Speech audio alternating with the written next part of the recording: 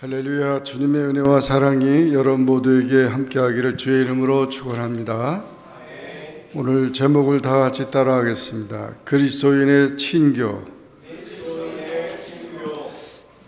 우리 하나님께서는 인류를 축복하셔서 아담과 하와를 에덴 동산에 이제 만들어 놓고 또 가정이 시작됐습니다. 그리고 그것이 이제 많아지면서 또한 국가가, 나라가 시작됐고, 이런 공동체가 우리에게 주어지는 것입니다.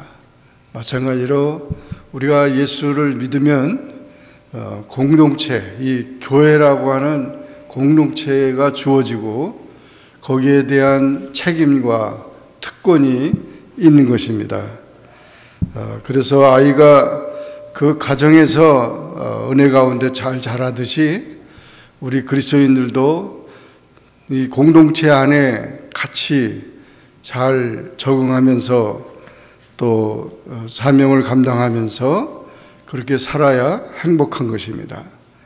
그런데 오늘날 이 세계는 개인주의의 그런 발달로 인해서 고독하고 또 허무한 그런 인생들이 많이 있고, 또 혼자 설 수 없는데 혼자서 그걸 할 수 있다고 생각을 하기 때문에 불안정한 그런 일들이 많이 있는 것입니다. 오늘 전도서 본문의 말씀에 보면 이 홀로 사는 것이 얼마나 불안하고 홀로 사는 것이, 홀로 있는 것이 얼마나 불쌍하고 허무한 것인가를 알려주면서 아름다운 연합이 주는 기쁨과 공동체의 친교, 상부상조의 유익에 대해서 언급하고 있는 것입니다. 그래서 우리 신앙생활 하는데 이 친교가 매우 귀중합니다. 친교는 회식이나 친목회 같은 사교적인 친교를 뜻할 수 있습니다. 이 말은 우리에게 커피 냄새를 풍기게 합니다. 한국에 가봤더니 가는 데마다 카페가 이렇게 많아요. 카페라고 그러면서 커피, 차 뭐 이렇게 다 파는데 음식값보다도 더 나갈 정도로 그렇게 카페가 여기저기 있는 것을 보았습니다. 왜 그럴까요? 사람들이 그 카페에 모여서 얘기를 나누고 또 이렇게 교제하기 위한 것이죠. 인간은 다른 사람과 친교할 수 있기 때문에 아직까지 그리스도 안에 있는 친교를 알지 못할 수 있습니다. 그러나 그리스도인의 친교는 하나님과의 관계, 성도들 사이의 돌봄과 세상을 향한 봉사입니다. 우리가 그리스도 안에서 형제요 자매라면 우리는 서로를 알아가고 서로 사랑하며 서로에게 관심을 갖고 서로 돌봐야 합니다. 그래서 좋은 모임에는 돌봄과 나눔, 서로의 짐을 지는 일들이 성취되고 있습니다. 그래서 이와 같이 가정의 평화를 이루는 것처럼 교회 안에서도 서로를 인정하고 존경하고 또 가정에서 또 모든 면에서 그렇게 해야 한다는 것이죠. 우리는 혼자가 아니니까. 대개 유아원에 오는 아이들이 혼자 있는 아이들이 많아가지고 처음에는 와서 자기가 왕이니까 그냥 막 다른 애들 이렇게 하고 지배하고 자기 욕심대로 이렇게 하는 경우가 있는데 이제 처음에는 그래서 막 많이 싸우죠. 싸워요. 이게 일단 자기 헤게모니를 져야 되니까. 근데 한 달 지나고 두 달 지나고 그러면 이제 나 혼자만이 아니고 너가 있고 또 우리가 있고 이런 것을 알게 됩니다. 그런 사회적인 것을 우리가 아는 것이 친교입니다. 그런데 그것이 안 되면 외골수가 되는 거예요. 그래서 그렇게 자란 사람은 성인이 돼서도 그냥 혼자서 그냥 어울리지를 못하는 거예요. 다른 사람. 물론 우리가 어울린다고 해서 세상에 나가서 타락된 세상에서 어울리는 것은 바람직하지 않습니다. 우리 믿는 사람과 교제를 해야 됩니다. 왜냐하면 세상에 그것은 친구 따라 강남 간다고 그런 유혹들이 많기 때문에, 죄악된 요소들이 많기 때문에 잘못된 그런 모임에 가서는 안 됩니다.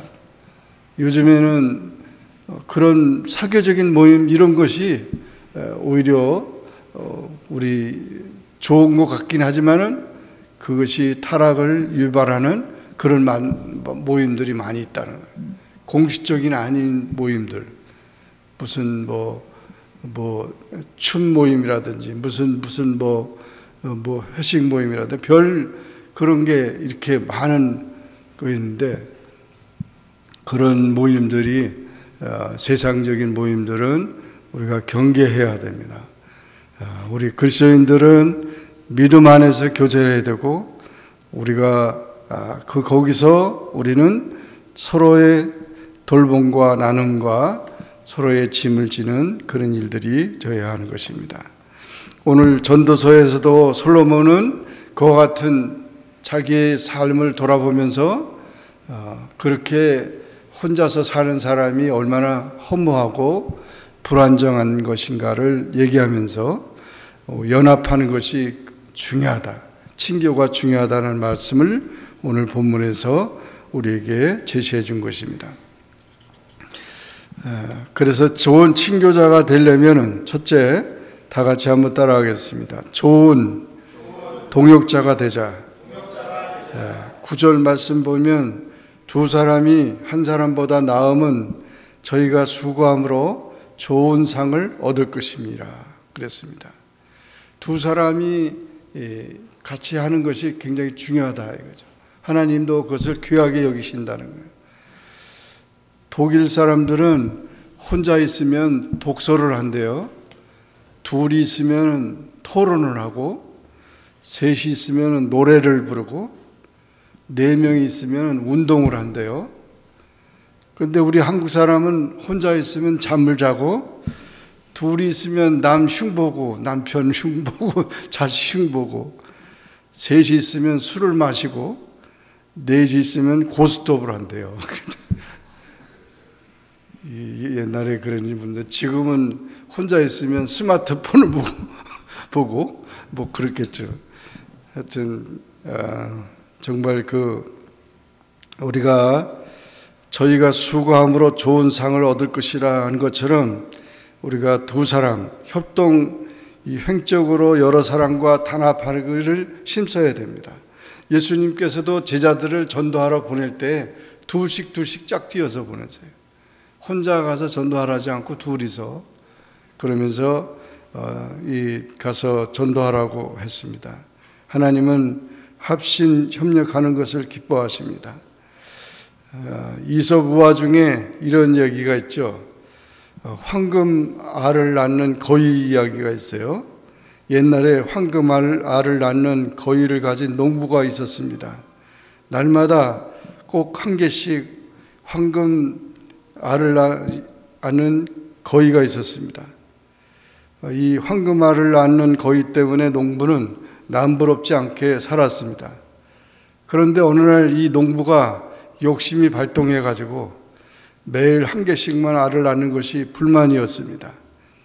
그래서 이 농부가 생각하기를 저 황금 거위를 죽이면 그 뱃속에는 황금이 가득 차 있을 거라고 생각하고 그 황금 알을 낳는 거위를 칼로 죽이고 배를 갈랐어요. 그런데 그 속에는 황금은커녕 아무것도 없었어요. 땅을 치고 후회하고 대성통곡을 했지만 이미 엎질러진 물이었습니다. 다시 되돌릴 수 없고 담을 수도 없는 후회의 상념만이 평생 이 농부의 심정을 후벼파게 되었던 것입니다. 한치 앞을 보지 못하고 돈의 눈이 멀어 자연을 파괴하려는 그런 혈안이 된 사람들, 이런 사람들이 황금알을 낳는 거위를 잡아 죽인 농부들이라는 것입니다. 인간의 욕망은 이처럼 인간의 사고력을 마비시켜 한치 앞을 보지 못하는 바보 소경으로 만드는 것입니다. 그러므로 우리가 인간의 욕심에 이끌려서 살아가는 사람은 혼자 그것을 다 이룰 수 있는 것 같지만 그것은 잘못된 것입니다. 그 욕심으로 자신도 망하고 다른 사람도 피해를 주게 되는 것입니다. 우리 주변에도 나무가 많고 꽃이 있어가지고 벌들이 많은데, 지난번에도 저 유아원에 벌집이 큰 게 있어가지고 그 벌집 제거하는 사람이 와가지고 그걸 제거를 했는데 또 만들어요. 이렇게 벌집을 만듭니다. 이 벌들은 자기 역할을 다 해요. 그래서 이 벌하고 개미는 사람하고 똑같다고. 청소부도 있고 유모도 있고 보좌관도 있고 경비를 서는 벌도 있고 우리가 사는 사회하고 똑같은 것 같아요. 그래서 다 그런 것을 하는데 각자의 역할을 잘하기 때문에 이 전체가 그냥 강해지는 거죠. 개미들도 마찬가지랍니다. 그래서 성경에는 잠언 6장 6절부터 8절을 보면 게으른 자여 개미에게로 가서 그 하는 것을 보고 지혜를 얻으라. 개미는 두령도 없고 간역자도 없고 주권자도 없으되 먹을 것을 여름 동안에 예비하며 추수 때의 양식을 모으느니라 그랬습니다. 사람은 자기를 지으신 하나님과 이웃을 위한 사명적 인생관을 가지고 우리는 살아가야 되는 것입니다. 그래서 항상 좋은 동역자가 되기를 힘써야 됩니다. 그래서 도와주는 자, 항상 도와주는 자는 좋은 친구가 될 것입니다. 그래서 모든 것들을 또 도움 받기를 받는 것을 부끄럽게 생각하지 말고 잘 서로 동역자가 되어야 합니다. 두 번째로 다 같이 따라하겠습니다. 서로 위로하고 도와주자. 네, 10절의 말씀 보면 혹시 저희가 넘어지면 하나가 그 동물을 붙들어 일으키려니와 홀로 있어 넘어지고 붙들어 일으킬 자가 없는 자에게는 화가 있으리라. 혹시 넘어지면은 붙들어 일으켜줄 친구가 있어야 되잖아요. 자기 어려울 때 도와줄 친구가 있어야 되는데 친구가 없는 사람은 화가 임한다. 그러므로 우리가 참 혼자 뭘 이렇게 한다는 것은 굉장히 위험합니다. 어떤 우리 교회에 나왔던 분이죠. 방혜숙 집사님. 하늘나라 가셨지만 이분이 그냥 혼자서 아파트에서 등 간다고 그 위에 등 불이 안 들어온다고 등 갖다 놓고 저 걷상 갖다 놓고 그리고 뭐 이렇게 해놓고 올라가서 이렇게 하다가 그냥 떨어져가지고 여기 등이 나갔잖아요. 허리가. 그래가지고 막 전화가 와서 목사님 제가 쓰러졌다고 그래서 막 달려가서 병원에 가서 봤더니 허리가 부러졌어요. 그 혼자서 그걸 하다가 아니 관리하는 분도 아파트에 있는데 뭐 그거 귀찮으니까 그냥 내가 할 수 있겠다고 생각해요. 여러분 내가 할 수 있는 것도 같이 이렇게 도와야 됩니다. 만약에 내가 쓰러지면 어떻게 된다 이렇게 생각을 해요. 쓰러질 때 그 누가 있어야지 그 안 쓰러질 때 없으면은 그거 누가 일으켜줘요. 그래서 저희가 넘어지면 하나가 동물을 붙들어 일으킨다 하는 것처럼 위험에 처했을 때 도움과 원조를 받을 수 있는 그런 생각을 반드시 해야 된다는 거예요. 우리는 도움의 공동체입니다. 기쁨은 나눌수록 증가되고 슬픔은 나눌수록 감소됩니다. 선한 이웃이 되어야 합니다. 미국의 세계적인 대부였던 미국의 하워드 휴즈라고 하는 사람이 있었는데 이 사람이 뭐 돈도 많고 뭐 엄청난 그런 사람이었지만 그의 노년에 모든 사람을 의심하여 기피한 까닭에 몇 년 동안 유리방 속에 지내면서 주치의사를 통하여 영양제 주사만 맞다가 불행한 고독한 말년을 보냈다고 합니다. 그래서 결국은 사망, 그렇게 돈이 많고 그렇게 그런 부여도 나중에 사망 원인이 못 먹어서 죽었어요. 영양실조예요. 이 사람은 자기가 아이스크림 좋아한다고 그러면은 그냥 그 밑에 관리인들이 세계에서 그 당시에 세계에서 로산젤레스에 가장 그 아이스크림이 큰 공장이 있었는데 좋은 그걸 아주 완전히 몇 년치를 가져오는 거예요. 몇 년치를 사다가 그렇게 먹다가 자기가 먹다가 힘들어가지고 그냥 다 나눠줘 버렸대요. 그 정도로 텍사스에 살았는데 나중에는 거기도 좀 하다고 그래서 또 자고 이런 삶은 산다 하더라도 혼자 사는 것이 얼마나 불행한 것이다. 고독한 말년을 보냈다는 것입니다. 물질이 생활에 편리함을 줄 수 있지만 행복을 주는 것이 아닙니다. 그러므로 서로 위로하고 도와주는 그런 생활이 바로 좋은 친교를 가져옵니다. 세 번째, 다 같이 따라하겠습니다. 사랑을 하면 오래 산다. 11절 말씀 보면 두 사람이 함께 누우면 따뜻하거니와 한 사람이면 어찌 따뜻하랴. 여기 따뜻함은 위로와 온정을 말합니다. 창세기 2장 18절 24절에 보면 하나님은 돕는 배필 사람이 독처하는 것이 좋지 못하니 하나님은 이렇게 아담에게 하와를 주어서 가정에 그런 그 가정을 주신 것입니다.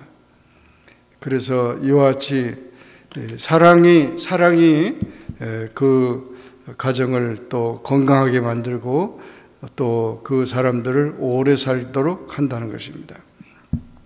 마지막으로 다 같이 따라하겠습니다. 서로 합심하자.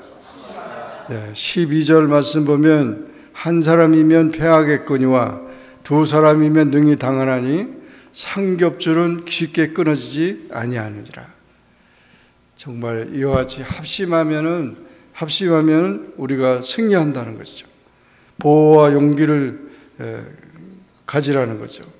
상겹줄은 힘의 개념을 의미하고 있는 겁니다.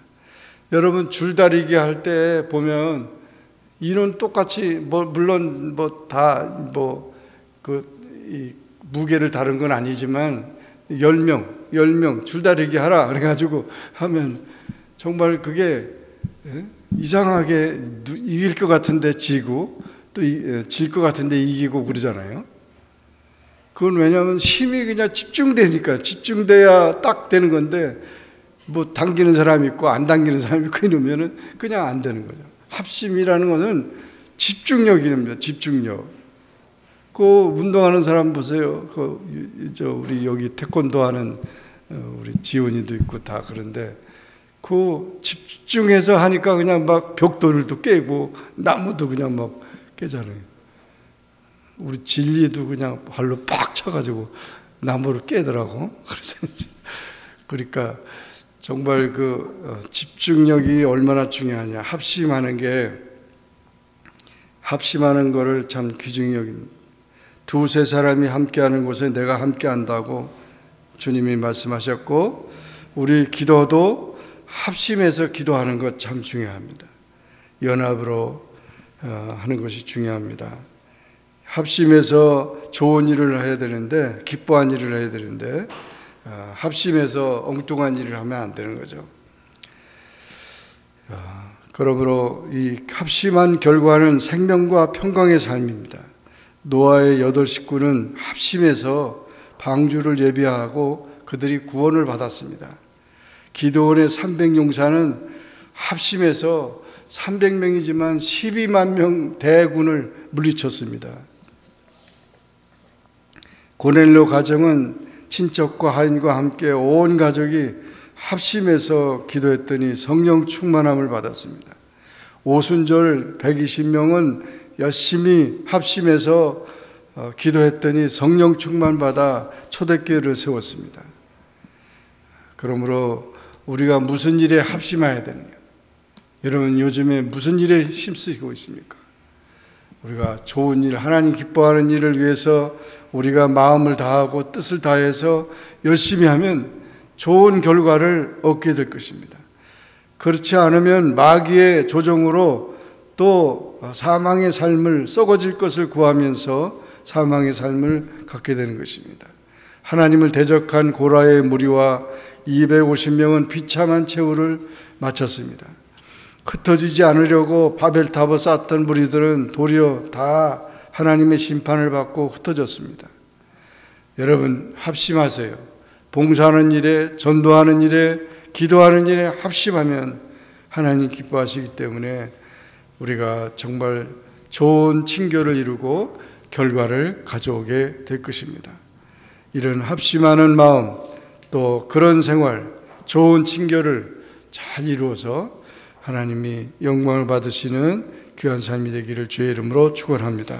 기도하겠습니다. 주님 감사합니다. 오늘도 주님 앞에 나와 말씀 듣고 기도하게 하시니 감사합니다. 세상이 다 이렇게 자기 개인만 알고 또 자기 욕심만 알고 자기 뜻만 내세우는 이런 삶 속에 있지만 우리는 내 뜻 버리고 다 주님 뜻대로, 주님 뜻 안에서 우리가 다 하나 되어 마음을 같이 하고 뜻을 같이 하고 또 서로 도와주고 서로 붙들면서 좋은 친교를 이루는 그런 아름다운 우리 교회가 되고 가정이 되고 또 우리의 모든 삶이 되게 하여 주옵소서. 예수님의 이름으로 간절히 기도하옵나이다. 아멘.